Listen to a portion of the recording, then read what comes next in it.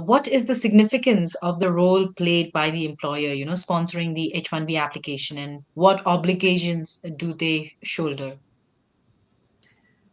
So they are the ones to sponsor the H-1B. Without an employer and without a valid job offer, you cannot file a H-1B petition.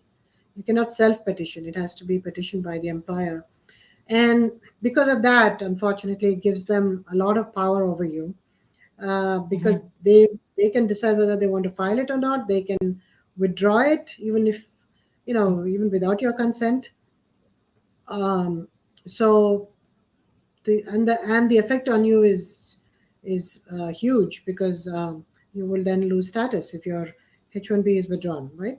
So they Mhm. have a lot of power over you, and this is something that USCIS has looked into, and therefore they've added the 60-day grace period rule, which gives beneficiaries some respite, because if the employer has the right to hire or fire them at the moment's notice, then they fall out of status, and then they have to leave the country and leave everything, their family and their house, and whatever they have established for themselves here. So the USCIS has given them a 60 days period to find another employer. So that's in a way empowering them, to a certain extent, uh, you know, uh, and taking away some of the power that the employers have over them.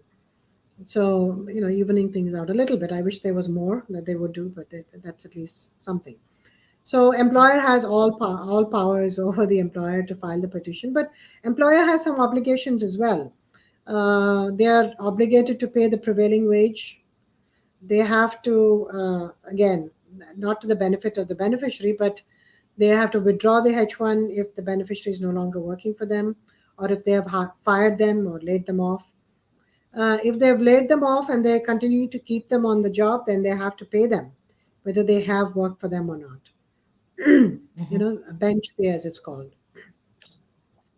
They are obligated to maintain documents. They have to maintain the public access file, in which they have to place the LCA, the posting. They have to post the LCA with reference to the wages, what they're paying the employee, so that the other employees can look at it, just so that they know it's a fair wage, when comparison with what they're paying the other employees.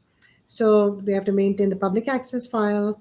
They have to, do the I-9 before they start working. So there are some obligations that the employer has. They have to notify USCIS, and in some instances file amendments if there's any changes to the work. So if they're moving Okay. work location, they definitely have to file an amended petition, because they'll have to pay a new wage, because the wage depends on the place of employment.